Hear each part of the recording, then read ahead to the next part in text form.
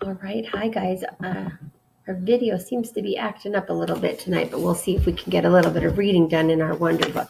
So where we left off, Augie got back from camp, and his dad surprised him with a new dog named Bear. All right. So this chapter is called The Shift. When I went back to school the next day, the first thing I noticed that there was a big shift in the way things were done. A monumental shift, a seismic shift, maybe even a cosmic shift. Whatever you want to call it, it was a big shift. Everyone, not just in our grade, but every grade, had heard about what had happened to us with the seventh graders. So suddenly, I wasn't known for being what I'd always been known for, but for this other thing that had happened. And the story of what happened had gotten bigger and bigger each time it was told. 2 days later, the way the story went was that Amos had gotten into a major fist fight with the kid, and Miles and Henry and Jack had thrown some punches at the other guys too.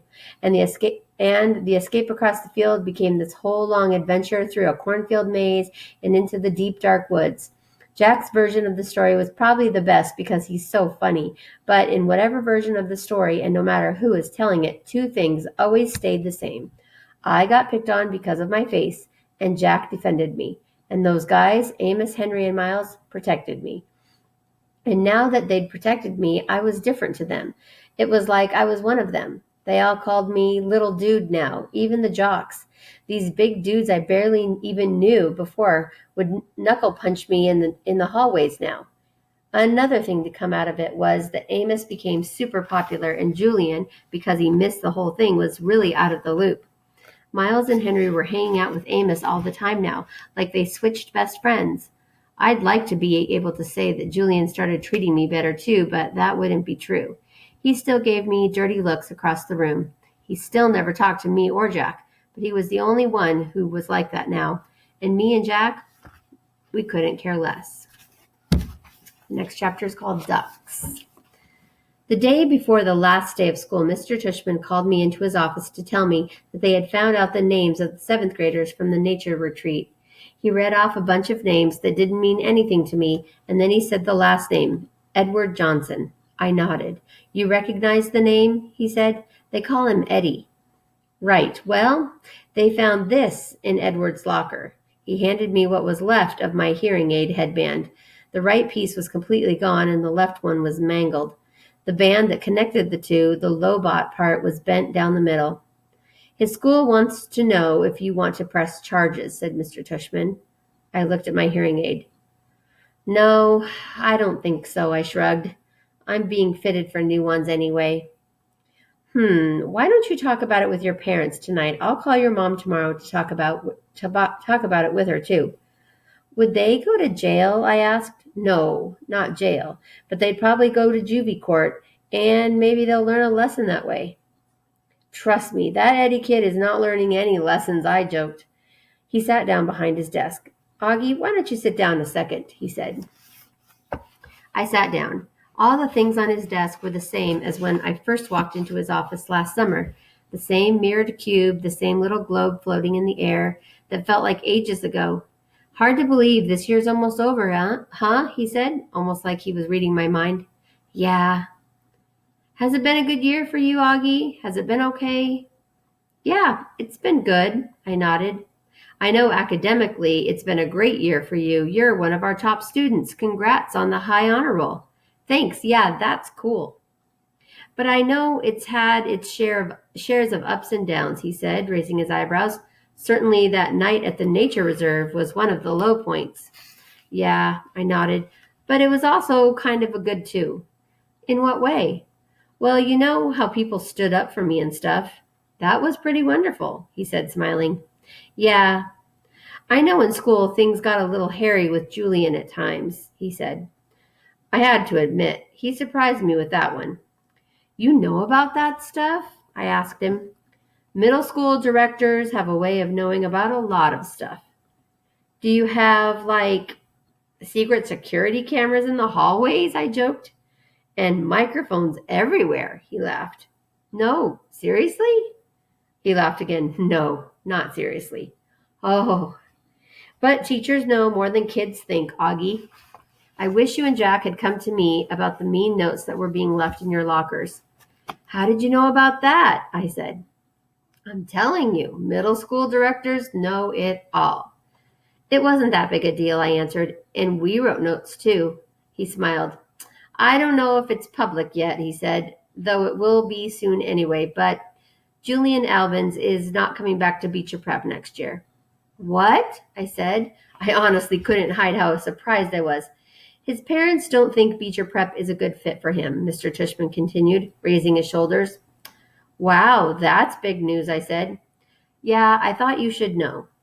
Then suddenly I noticed that the pumpkin portrait that used to be behind his desk was gone, and my self-portrait as an animal that I drew for the New Year art show was now framed and hanging behind his desk. Hey, that's mine, I pointed. Mr. Tushman turned around like he didn't know what I was talking about. Oh, that's right, he said, tapping his forehead. I've been meaning to show this to you for about a month now. My self-portrait as a duck? I nodded. I love this piece, Augie, he said. When your art teacher showed it to me, I asked her if I could keep it for my wall. I hope that's okay with you. Oh, yeah, sure. What happened to the pumpkin portrait? Right behind you. Oh, yeah, nice. I've been meaning to ask you that since I hung this up, he said, looking at it. Why did you choose to represent yourself as a duck? What do you mean? I answered. That was the assignment. Yes, but why a duck? He said. Is it safe to assume that it was because of the story of the duckling that turns into a swan? No, I laughed, shaking my head. It's because I think I look like a duck. Oh, said Mr. Tushman, his eyes opening wide. He started laughing. Really? Huh. Here I was looking for symbolism and metaphors, and sometimes a duck is just a duck. Yeah, I guess so, I said, not quite getting what he thought that was so funny. He laughed to himself for a good 30 seconds. Anyway, Augie, thanks for chatting with me, he said finally. I just want you to know it's truly a pleasure having you here at Beecher Prep, and I'm really looking forward to next year. He reached across the desk and we shook hands. See you tomorrow at graduation. See you tomorrow, Mr. Tushman. The last precept. This was written on Mr. Brown's chalkboard when we walked into English class for the last time. Mr. Brown's June precept. Just follow the day and reach for the sun. The polyphonic spree. Have a great summer vacation, Class 5B. It's been a great year and you've been a wonderful group of students. If you remember, please send me a postcard this summer with your personal precept. It can be something you made up for yourself or something you've read somewhere that means something to you. If so, don't forget the attribution, please. I really look forward to getting them. Tom Brown, 563 Sebastian Place, Bronx, New York, 10053. So that was all that was written on the board for them to see. The next chapter is called The Drop-Off. The graduation ceremony was held in the Beecher Prep Upper School Auditorium. It was only about a 15-minute walk from our house to the other campus building, but Dad drove me because I was all dressed up and had on new shiny black shoes that weren't broken in yet, and I didn't want my feet to hurt. Students were supposed to arrive at the auditorium an hour before the ceremony started, but we got there even earlier, so we sat in the car and waited. Dad turned on the CD player, and our favorite song came on. We both smiled and started bobbing our heads to the music. Dad sang along with the song. Andy would bicycle across town in the rain to bring you candy. Hey, is my tie on straight? I said. He looked and straightened it a tiny bit as he kept on singing. And John would buy the gown for you to wear to the prom. Does my hair look okay? I said. He smiled and nodded. Perfect, he said. You look great, Augie. Via put some gel in it this morning, I said, pulling down the sun visor and looking in the little mirror. It doesn't look too puffy. No, it's very, very cool, Augie. I don't think you've ever had it this short before, have you?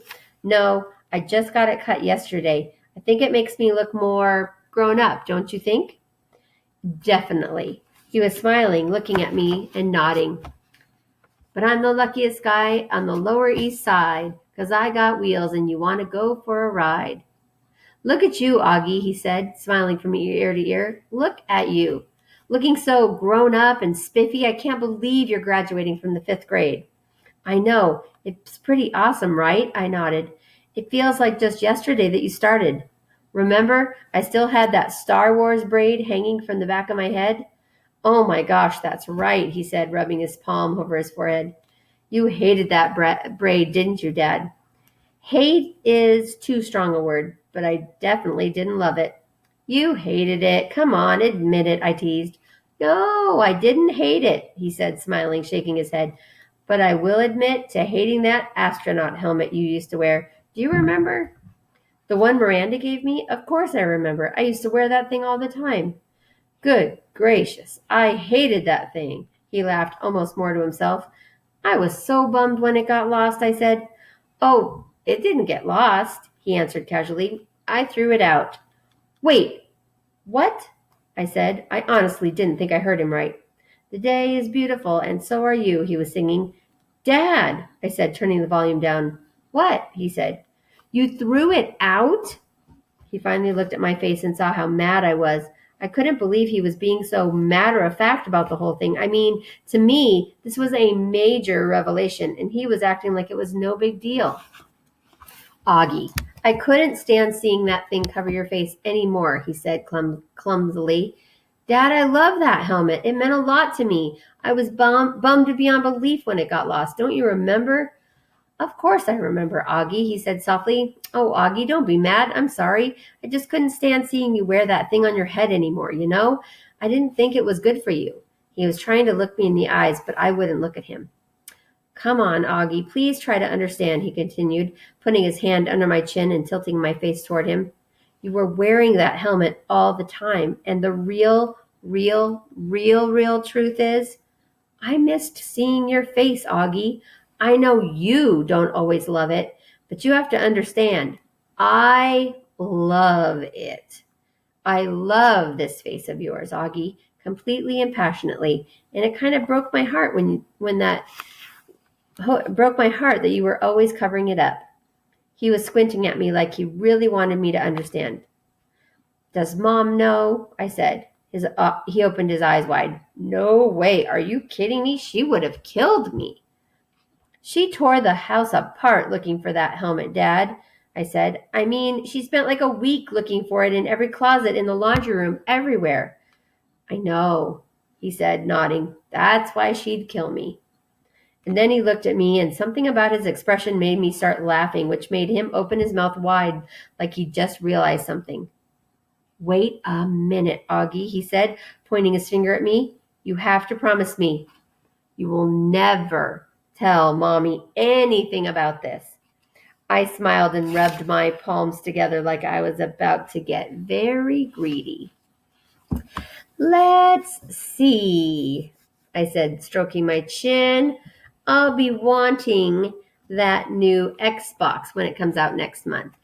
And I'll definitely be wanting my own car in about 6 years. A red Porsche would be nice.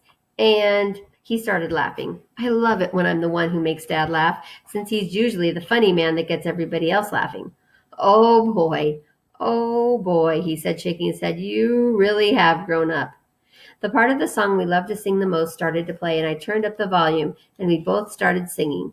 I'm the ugliest guy on the Lower East Side, but I've got wheels, and you want to go for a ride, want to go for a ride, want to go for a ride, want to go for a ride.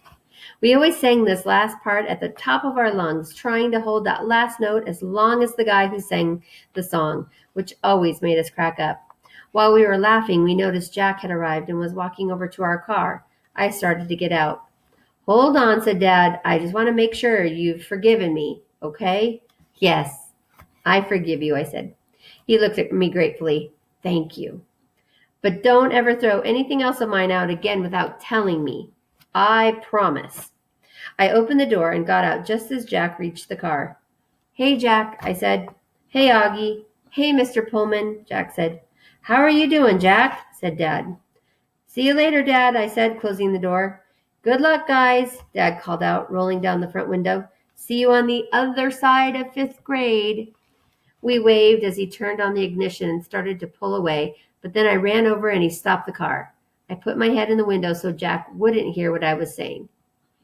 Can you guys not kiss me a lot after graduation? I asked quietly. It's kind of embarrassing. I'll try my best. Tell Mom, too.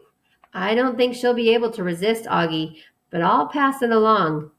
Bye, dear old Dad, he smiled. Bye, my son, my son. All right. So we're going to stop for today, and then we'll try to finish it up next week. We've got Take Your Seats, everyone. So we're getting ready for the graduation ceremony, and we'll finish that up. All right, guys, have a great weekend. I hope you're enjoying the book still, and we'll probably finish it up this next week.